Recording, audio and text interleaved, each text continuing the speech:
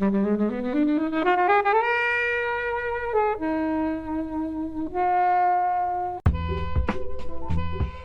enjoyed it more than I thought I was going to. And when you first suggested it, I was like, what the hell is this nonsense we're going to watch? And ultimately, I was like, yeah, I'm charmed by it. There is a good moral to it. I think if you've got kids, then this is something that is wholesome, kind of makes you think, and girls aren't just princesses or trying to fall in love with a prince. So it's got a lot of strengths. Both my children can sit through the whole thing, which is quite a miracle. I'm not a parent, by the way, but I'm a former child.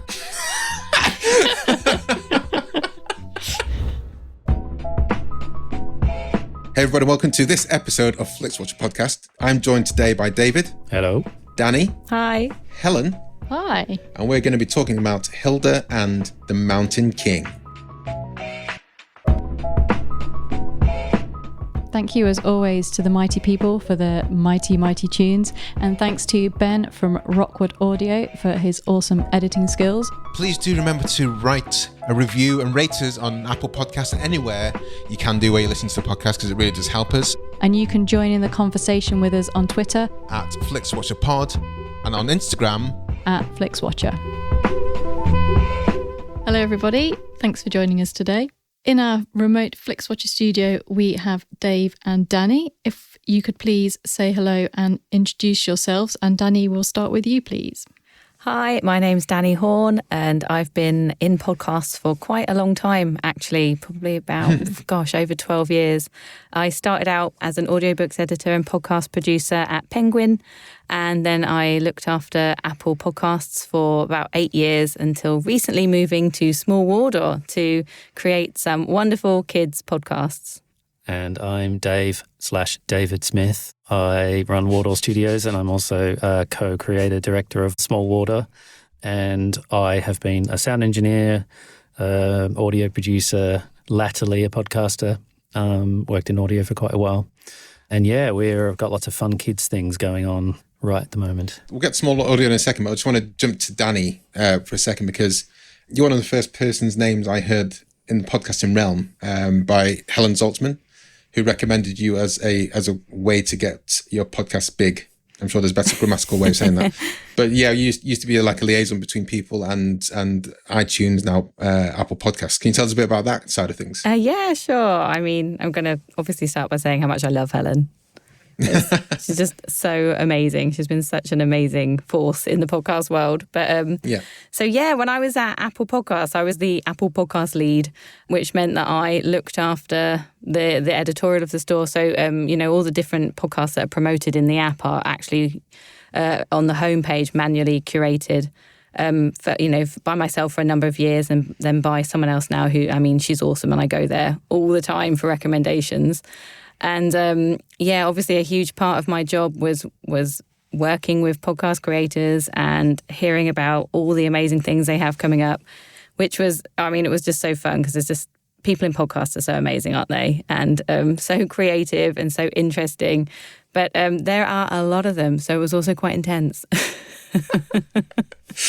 So I guess there's more than one person doing that job right now, are you saying? The team has grown since I first started there, for sure. Obviously the podcasting has exploded over the years. When I think I started about 8.5 years ago in that role, and it was a very different kettle of fish. There were a couple of radio shows and very few independents, and obviously over the years that has completely changed. If literally everyone doing podcasts. So obviously the team has grown significantly since then. Yeah, I love it. And yeah, like I say, I think I was in touch with you quite early on saying, we've got a podcast called Flixwatcher. Would you feature it? And you said no. I think you were like, I'd like to, but I'm on maternity leave. I was like, did I say no? Danni. I definitely listened to it, but yes, I think you're right. I was on maternity leave. And David, who are you? I ask myself that every day. I'm a sort of sound engineer, musician, become producer. I've always loved audio. Used to fool around with tape recorders when I was a kid. And then I sort of early in my career, after doing sort of studying music and stuff, I got into audiobooks. So I've been working in sort of speech and audio for 25 years, which I worked it out and thought, God, that's a bit scary. But obviously so much has changed in the time I've been doing it. We were recording onto tape when I first started working, and then it sort of evolved through all the digital. I had someone I work with say, what's a DAT tape? And he was holding one in his hand. I was like, oh my God. It's that one. That one. He's put it in there. It's like a cassette, and he knew what a cassette was. But yeah, so it's pretty exciting, I think, for me, like in terms of coming at podcasts, which is the thing we've been working in the last sort of earnestly in the last 5 years, is just there's still so much freedom and so much opportunity in podcasting that rewards the brave that's been closed down in other places, I think. And it's still continuing to resist the sort of larger players coming in. They obviously are, but the freedom is still hanging on. We must celebrate that independent podcasting. So, yeah. Well, tell us, guys, about Small Wardour, because I think it's a really interesting kind of niche within the realm of podcasting. So Carla, who's not here, is my sort of co-founder of Small Wardour, and Danni joined us almost immediately. We worked together for a long time on kids audio, and actually Danni sort of was the glue that stuck us together, and that we first worked together on the Moomins collection when Danni was in publishing originally. We did, I think, 8 Moomins titles together. So Carla and I recorded and produced them, and Danni was commissioning it. So we worked really closely on those. And we always loved kids. Well, we got along very well from the beginning, and we've always loved kids' content. So we've always sort of stayed in touch about it. And Carla has worked as a CBeebies radio producer, and then moved into sort of digital distribution and, sort of day job stuff for quite a while, and then got the opportunity to be able for us to kind of, wanted to make the leap again into the sort of startup world, and it timed up well with what I'd been thinking, and also sort of where Danni was at with what she had been doing. And so we sort of thought, let's start a company. And so we did. Well, I'm making audio for kids, right? Yeah, sort of in the buzzword parlance, probably, audio first, not sort of thinking of original content that originates as audio as opposed to sort of adapting things. We're not ruling anything out, but I think that hasn't happened so much historically in sort of thinking about that audience first as an audio product. And like I think there's so much, what we're going to talk about in the podcast will hopefully give you a sense of how much we love kids stuff, great kids content. Well, let's jump into it. So today, you, Dave, have chosen Hilda and the Mountain King. Yes. Can you tell us, first of all, why you chose it? And then I'll get a timer up. You guys can't see it because we can't see your faces. Yep. And we'll give you 60 seconds to tell us the synopsis. Or less. Okay, you don't have to take up the whole 60 seconds. I have 60. I'll tell you why I like it, because it's great. I should say my disclaimer is there are some really, really huge Hilda fans out there, really hardcore fans, and I don't feel like they will probably hear me say things and go, oh, you know what you're doing. But I think there's so much love for it. I started watching the series, and then I thought, wow, this is amazing. And the film does follow on from the series. It's sort of part of the series in a way. But as I've sort of doing a bit of my research for this discussion, it made me realize why I liked it, not just because it's based on Luke Pearson's amazing graphic novels, which if you've seen them, they sort of fill you with joy by looking at them. But that then to create that as animation brought together seemingly just a lot of people who really love what they're doing. There's no, apart from Bella Ramsey, who plays Hilda, who was in Game of Thrones as a young actor, everyone's in it because they're just craftspeople who love what they do and want to work at it to make it great. And that's why it is great. Well, can you give us a synopsis? And the timer starts now. Okay, cool. So I'm wasting my time with rambling. You are. 53 seconds. The film starts, Hilda has been turned into a troll, and the film basically is her journey to get changed back into a human. And it, in that journey, covers a lot more about how the town and the environment they are in, that Hilda is set in, its attitude to trolls, and it's generally, broadly about ignorance and sort of othering, and how by learning about the other, everyone can, grow and create a better society, which by the end of the film, they actually do create a sort of, in Trolberg, the society has changed. The fear of the otherness has gone to a degree, and they live happily ever after. Time up. Okay. Danni, had you ever heard of the Hilda stories, and what was your first thoughts watching this film? Oh, yeah, I'd already watched it. I have 2 little girls, so... yeah, we were already well into the world of Hilda. I'm definitely going to put the disclaimer because, there are some super serious fans, and I wouldn't say that I was completely into the world of Hilda. But yeah, no, I already watched the film before this podcast, and I loved watching it again. It was great. So give us a bit of background, guys, because I'd literally never heard of this before. And so what kind of age range does it kind of resonate with mainly? And yeah, well, Hilda's 11. So, and I did actually hear a podcast interview with Stephanie Simpson, who's the head writer, who's got a background in writing for children's animation. And apparently they were looking at the graphic novels and how to best adapt them for animation. And they first thought, so she had worked on Octonauts, which is a huge, thing. And they thought, should it be preschool? And no, the themes that go on in this are definitely for older kids. So I think they're really aiming, probably sort of from 8, 9 up until sort of tweeny age, and then all of us who are older than that. Oh, whoops, my eldest is 5. Yeah, I mean, great content will reach just about everyone, but I think that's, Hilda's 11, so she's in the Sparrow Scouts. God, this is where the real fans are going to be shouting at their podcast. I think what's interesting there is that Danni's eldest is 5, and if you're watching, you're entertained, and it hits them out with yourself as well. That's where we've seen a lot better entertainment over the past few years from what's ostensibly quote unquote kids films. I think Pixar kind of champion that side of thing. One something for the kids, something for the adults at the same time, and both people can enjoy the same film. Yeah. But it's good. It's good to see more of these kids films and shows coming to the foreground that just don't piss adults off, because I hear Paw Patrol is like a nightmare. In so many ways. It does not come on in my house. Put my foot down.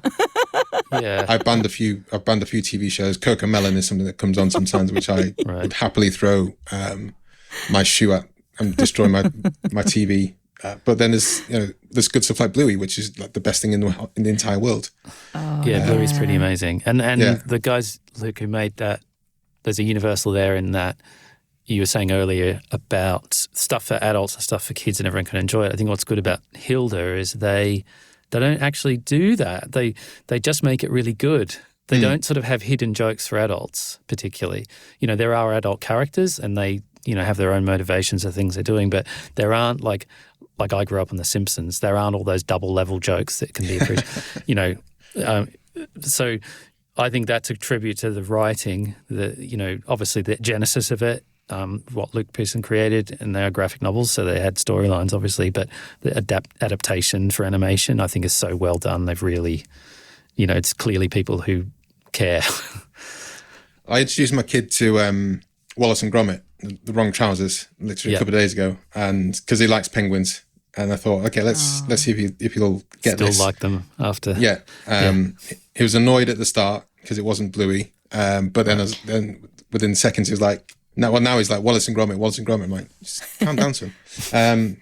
Helen, had you ever heard of Hilda? No, I'd not at all, in the slightest. So I'm probably the way out of the circle of hardcore Hilda fans. So yeah, not the film nor the comics or anything at all. So it was very, very much new to me. And the animation style, my brother used to watch hours and hours and hours and hours and hours of Cartoon Network, and it kind of reminded me of sort of that kind of style of animation, which I was doing a little bit of reading, and it sounded Luke Pearson had done animation for Cartoon Network. Is that correct? I can't confirm or deny that. I think I saw it mentioned somewhere, so that might... I think... Does that mean but you don't want to tell us, Dave? Is that what you're saying? I wish it was that. I certainly know he does a lot of other illustration and other work. I think that Hilda was always a kind of love project that he just did, for himself. And he's a very sort of quiet, reserved person from what I've seen from a few interviews and things. He's not like I guess animators or illustrators can be commonly that way. He's not sort of a huge rowdy person. He's an insular person who likes sitting and drawing. So I guess that makes sense. Yeah, didn't answer the question, did I? Not really. So Karen, Helen, never heard of it before. No, not at all. I mean, I feel that I probably would have got maybe more from it had I been a little bit familiar with at least the events that went on beforehand. I think maybe as a standalone thing, I probably didn't get as much from it as maybe you guys have, having known maybe the characters a bit more and getting a little bit of a feel for it. Yeah, David, why did you this is not the first in the series. I don't know which one it is. Why did you give us the second, at least, in the series, rather than give us the inaugural Hilda? Oh, well, so it's the first film, but it is it follows on from the 2 seasons of the sort of series. So, right. Yes, I guess probably as a standalone, it's a bit tricky. I guess as in terms of a film length, it is part of the series. So I guess I picked it because I thought it was great, and also like if I'm hoping that by say Helen, you're saying it helped to. I hope it drives you to go now back and watch the series, because I had thought, oh, this is just for kids. But actually I started watching and thought, I now want to know what happens in the next. And so, yeah, it is the first film, but it is set up by the 2 seasons that precede it, which is quite useful information. I guess it's sort of it's very much a universe they've created.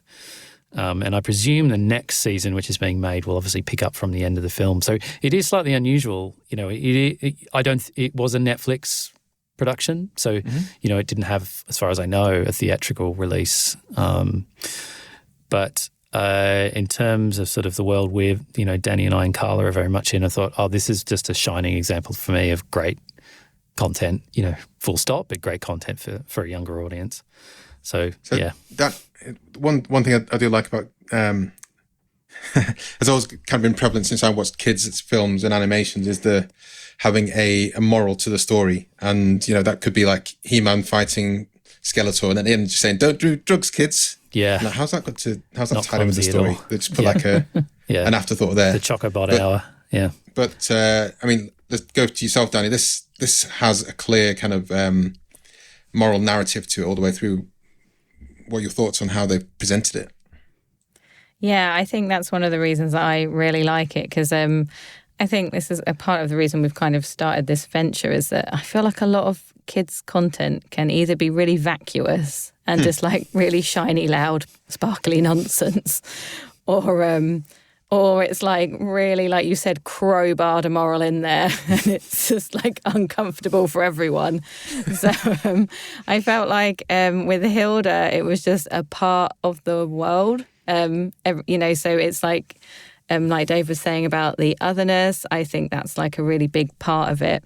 But for me, I have 2 daughters, and I've actually found it really hard with kids shows to find like strong female characters who are like the lead and independent and not like backing up the male character in some way, and not in the minority. Like there's usually like hardly any female characters. I mean, Paw Patrol is a great example. I think there's one, she's dressed in pink and she hardly does anything.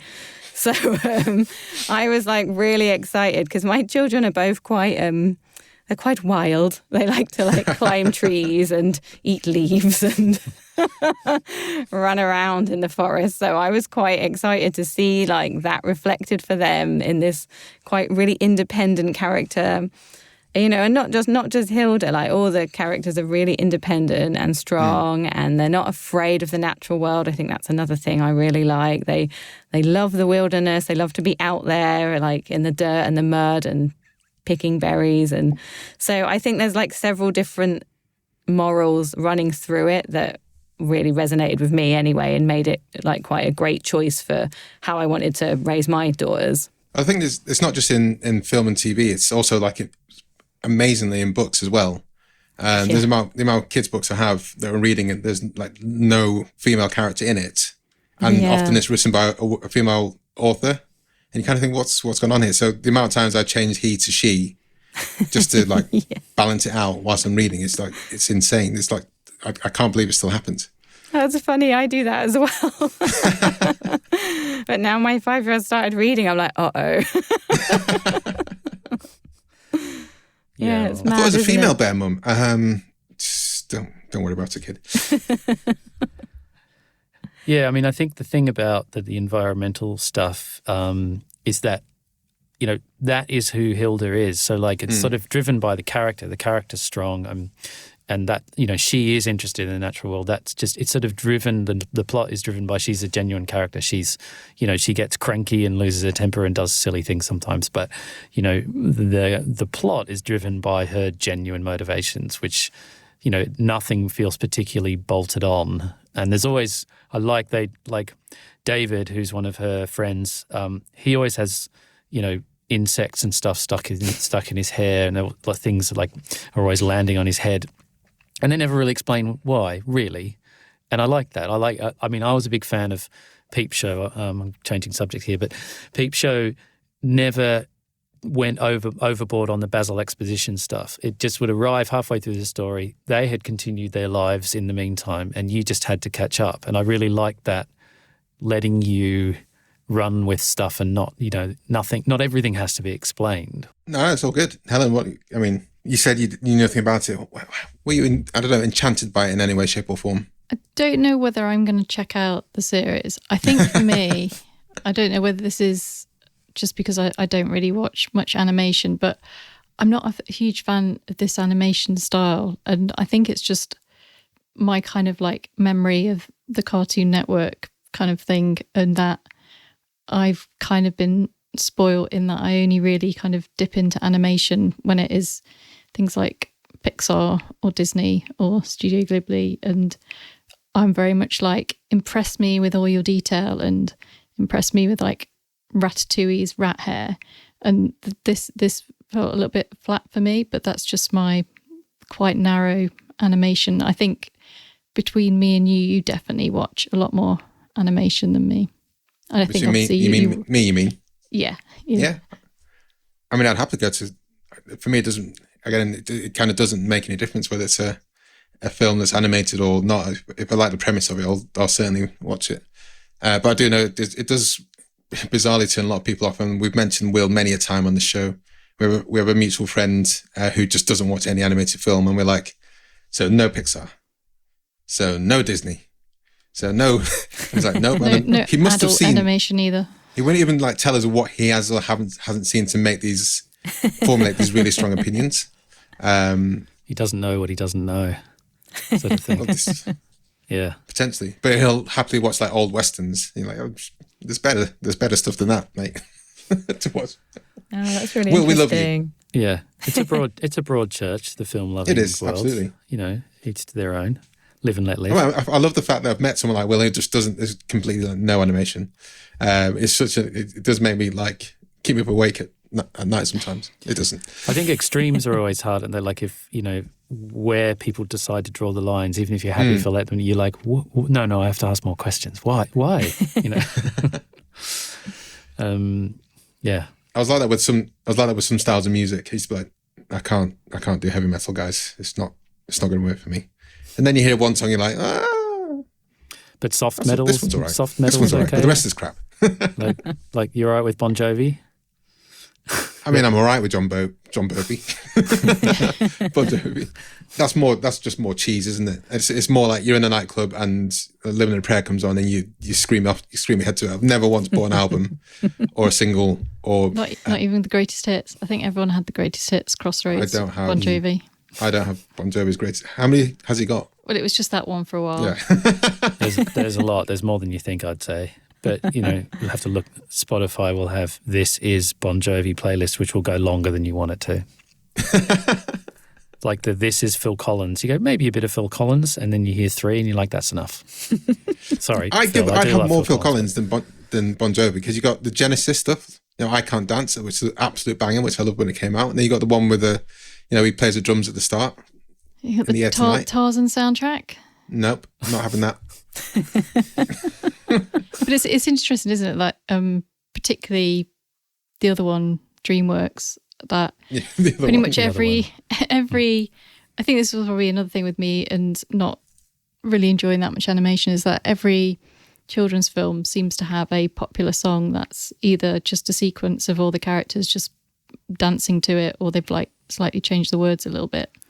And it was kind of nice that this didn't have that. So yeah, I mean, the music in this is actually fantastic, I think. Like, we have a friend who has a young daughter, and we went for a drive down to the beach a few weeks ago, and she just wanted to listen to the Hilda soundtrack. We're like, okay, cool.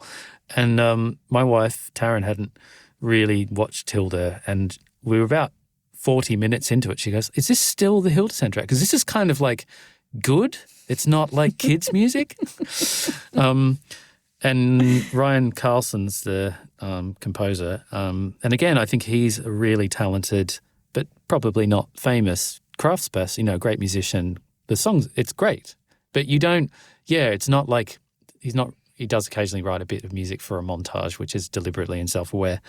But I think that's a really good point. The music is really great and it serves the action and the storyline rather than this is what's going to end up on, this is going to be used for promotion, or it's kind of an air-punching anthem that we're going to put in a trailer.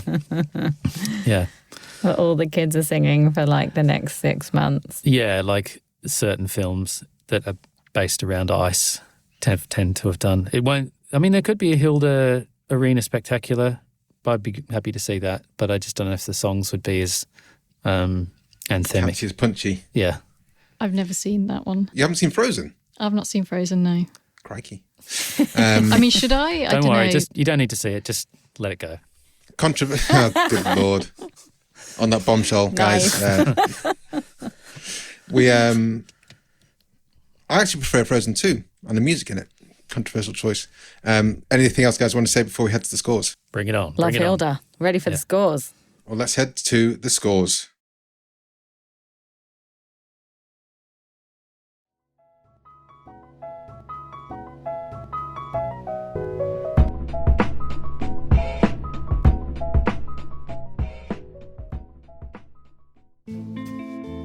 Hello, I'm Martin.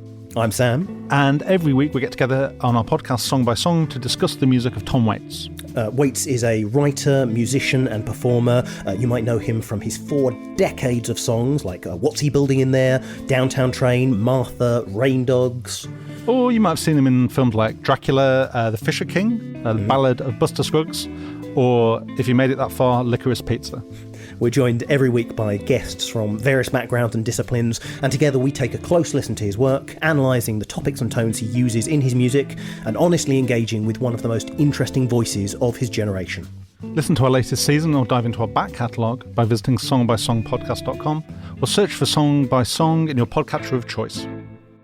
Welcome to the Flixwatcher scores. The scores are out of 5. You may have decimal places if you wish, and we will start with you, please, Dave, with your recommendability.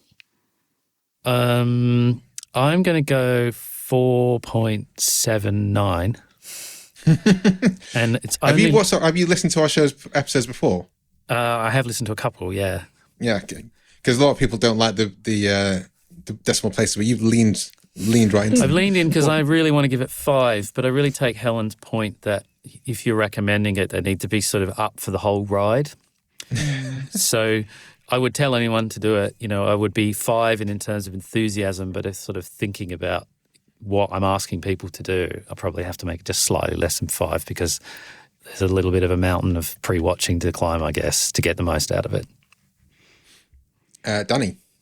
Yeah, the unevenness of that upsets me. So I was going to say 4.5.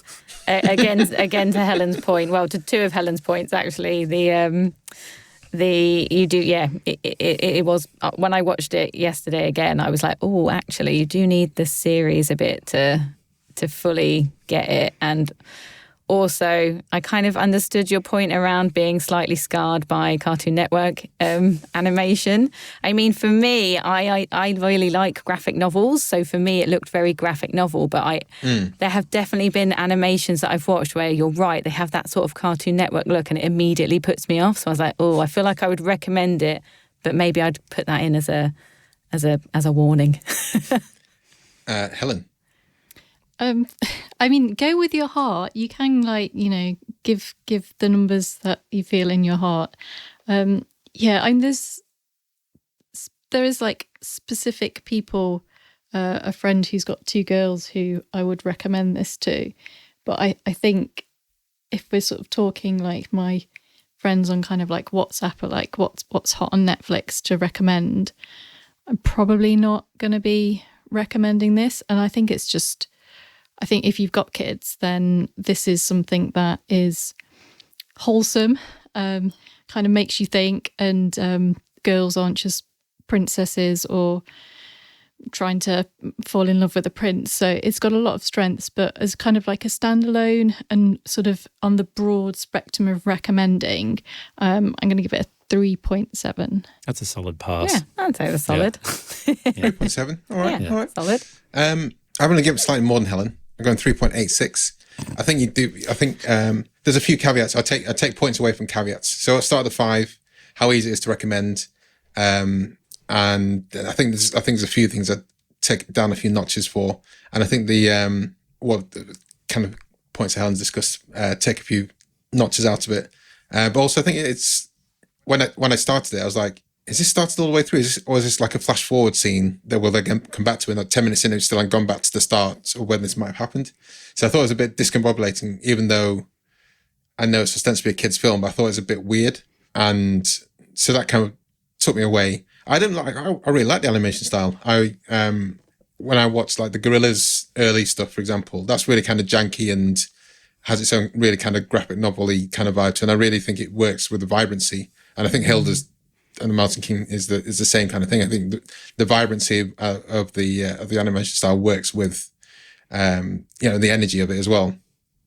But yeah, 3.86. I enjoyed it more than I thought I was going to. And when you first suggested it, I was like, what the hell is this? What is this nonsense we're going to watch? And but ultimately I was like, yeah, I'm charmed by it. There was a good moral to it. I knew that the massive troll inside the cave was a baddie straight away. That's his voice. He's got a great voice. Yeah. Yeah. So repeat viewing score. Let's go to David first. I'm almost at the same place, but like if I go with my heart, I'll say 5 because I got more out of it the second time, and I felt it actually moved faster the second time. Like I thought, in the first time I had watched it was a little while back, and I thought it was quite long, but actually it zipped along watching it. And obviously, like anything on repeat viewing, you notice more details. Like Helen was saying, like it's not that sort of Pixar level of granular detail, but there is a lot of stuff in there. There's quite a lot of Easter eggy type things, like which I sort of discovered. Like the director is a character in the film, like his a lookalike for David's dad is the director of the film. Oh, I didn't know that. I like that. And I think Luke Pearson certainly appeared in the series as a character, as himself, like animated. So I think there's lots of nice detail to find from it. So I think it does, and like going back to sort of getting your head around what's happening, I think, I'm going to go 5. 5. Boom. I won't drop the mic. No worries. Danni.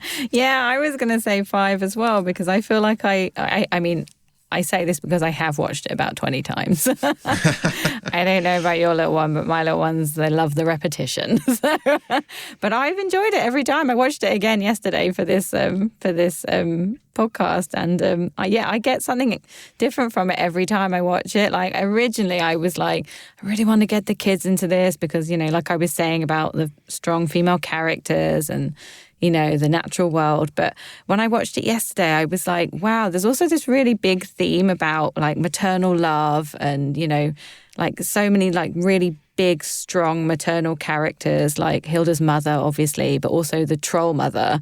And weirdly, obviously I'm a mother myself. I found it really emotional for some reason yesterday, the troll mother's love for the trolls. That's how, I mean, if you haven't watched this and you hear this in isolation, that sounds ridiculous, but it makes sense in the film. And so, I feel like I get something different from it every time. So for that reason, I'd give it 5. Helen?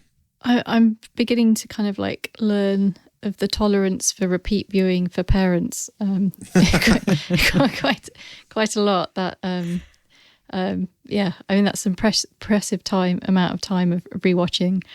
Oh, I don't think I'm going to watch this again. I don't think 1.5.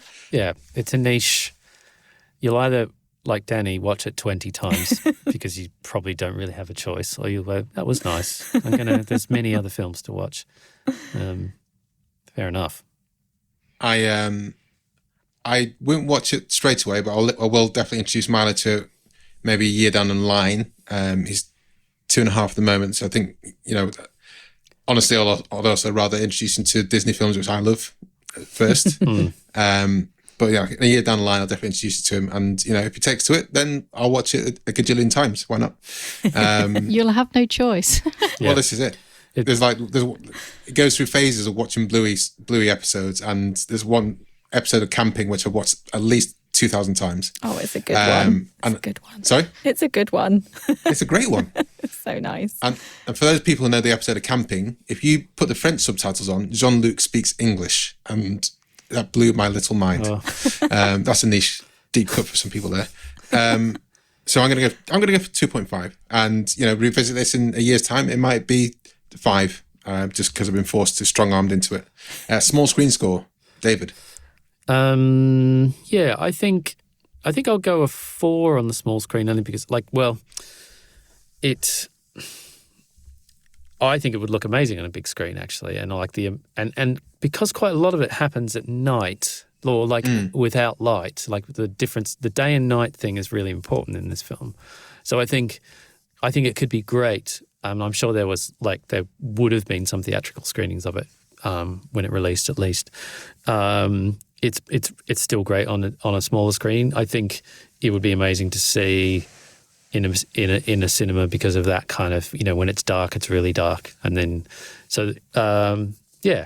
that's my, I think 4. And I do love this film, so I feel bad giving it 4, but yeah, I think that's fair. Danny.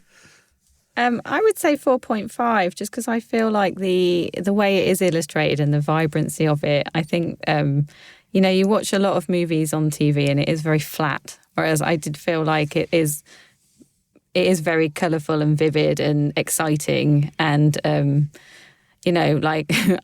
probably shouldn't, but I have let my 2.5-year-old watch it, and I mean, to be fair, there were some questions about trolls initially, but she could follow it actually really well, and she usually doesn't follow a movie, so for that reason I'd give it 4.5. Yeah, the amount of times I've tapped out of Little Mermaid, he's just tapped. It's like, no, I'm tired now, Dad. I've got a lot of fear of the sea witch. Actually, we didn't get past that. Couldn't get past the sea witch, which I was pleased with because I didn't really like the Little Mermaid. It's a bit scary, Ursula, if you're a kid. Yeah, she is, right? She really is. She's scariest at the end, though, when she comes. Anyway, we're going into another film. Sorry. And potentially spoiling other films. Helen, small screen score. Yeah, I think this is kind of works fine on your home viewing. I can't remember the last time I saw an animated thing at the cinema. So, 5 for me for small screen. Yeah, I'm going to go 5. I couldn't imagine watching this on the big screen. 5. Engagement score, David. Yeah, I guess I'm not. I am very engaged. I think because what we've been doing with Small Wardour, we've been kind of really eagle-eyed on great content. So I think I'm not a parent, by the way, but I'm a former child.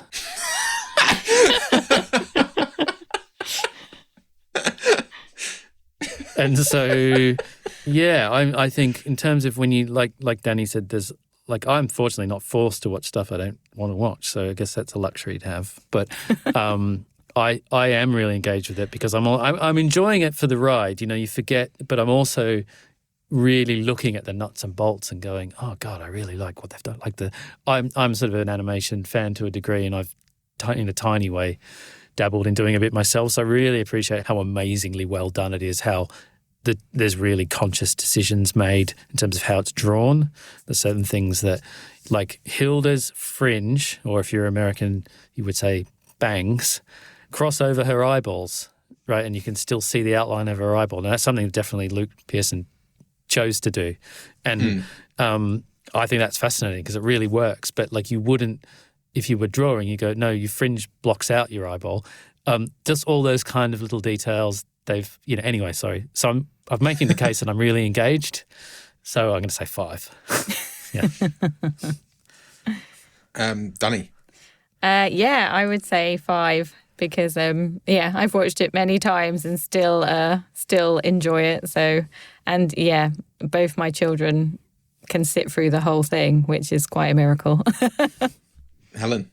Not so high. Like it's funny sort of talking about you once were a child. I was thinking like, I don't think I was that massively into cartoons as a child. I mean, I kind of watched them, but like my main kind of like kiddie watching memories are like being able to get hold of things of like E.T. as soon as possible. So maybe it's just like, so was there no He-Man or Transformers in your life? I watched it, but Thundercats, my God, Teenage Mutant Ninja Turtles. Yeah, I watched them all, but the things that I like remembering, like loving with all my heart, were like E.T. and kind of like the Short Circuit and Batches Not Included and like that stuff. Like I watched the cartoons, but when I wouldn't go back and I wouldn't watch the cartoons now and enjoy them, whereas I'd watch E.T. and still feel all of that like love for that little brown creature. Okay. That makes Engagement sense. score then? I give it 3. I think it felt a little bit stretched into 90 minutes for me, but 3. I'm going to go for 4. I didn't know where it was. I think partly because I felt wrong-footed at the start, and partly because I felt I was like, I'm going to try and catch up here and not understand what's going on. And I wanted to see if my theories played out, which they did do in the main. Everyone gets along at the end, and stuff like that. But I was one of the things that kind of get me engaged more is like trolls are a very like Scandinavian thing, and the name of this town and everything was very kind of North European, but no one was speaking. There's no kind of hint of it being like Norwegian or Swedish or anything like that. What was the? So I was trying to work out what the basis was and why they did it this way. Have you got any idea on that, David, at all? I don't have a really cut and dried answer. I think that it's really, I guess, come from the sort of visual style of how Luke Pearson draws. I mean, there's, is it Gerda, who's one of the security patrol? She's played by Lucy Montgomery, who's British, but the trolls have sort of broadly Scandinavian accents, and the town looks a bit like sort of, I don't know, a sort of Danish city. But I think it's just it's a very international production.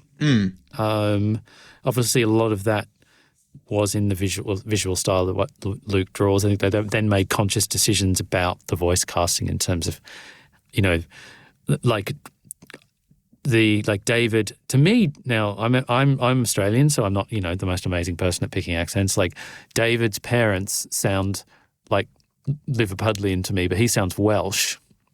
Right, doesn't bother me, like in terms of it's, and Alpha, the elf, he's sort of almost American, but I think he's a British actor playing him. So I like that it's sort of not pinning itself to any one, and I think that any one place is made by a Canadian company, mostly in Canada, with sort of mostly funded, I guess, by sort of. I'm not sure how they funded the whole thing, but so it is a very international. It's a British illustrator's, IP, his idea, but it's got taken on a very international reach as an animated series. So, yes, you're right. It is a bit. Where is it? When is it? They have phones, but it's not. They don't really use computers very much. Like it's sort of indeterminate in lots of ways, and I think that's quite nice. I don't think it. It doesn't have to smack you over the head with the 80s like. I think Stranger Things is great, but it's definitely making it very clear when things are set.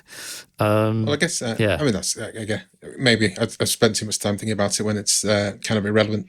But let's the overall score for this episode for Hilda and the Mountain King is 4.14688, which is way higher than I thought it was going to be. Yeah, really strong. Some super strong scoring from Danni and David. So yeah, well, guys, thank you for bringing it to my attention, to Helen's attention, to our listeners' attention, because I'm sure there's a lot of people who simply don't know exists.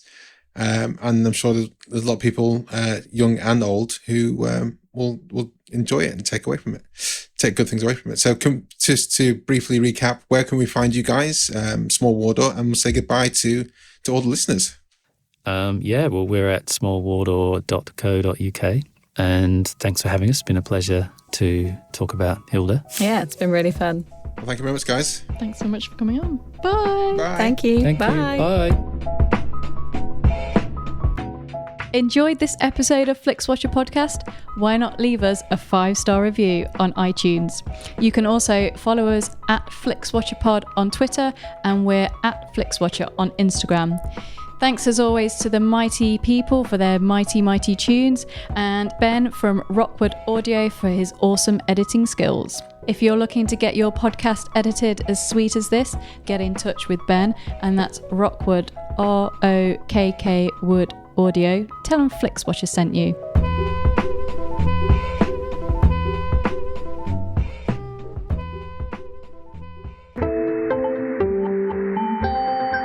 You just heard a Stripped Media production.